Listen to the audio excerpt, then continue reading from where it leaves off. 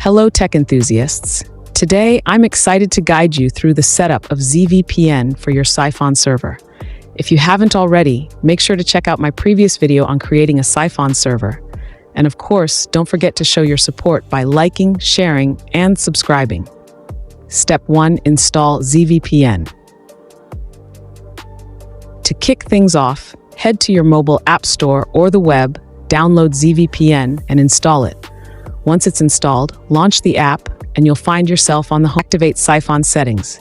To configure the Siphon protocol settings, check the Siphon box to proceed with the setup. Step 3. Access Siphon settings. Now, head to the top right corner of the screen and click on the gear icon to access Siphon settings. From the list of protocols, select Siphon for further configuration. Retrieve the Siphon server hacks key from your earlier setup, as shown in my previous video, and input it into the respective field.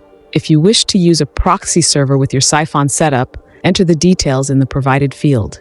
Screen recording showing with all the settings in place, return to the main screen and click on the Start button to initiate the VPN connection. Have it, a seamless setup of ZVPN for your Psiphon server.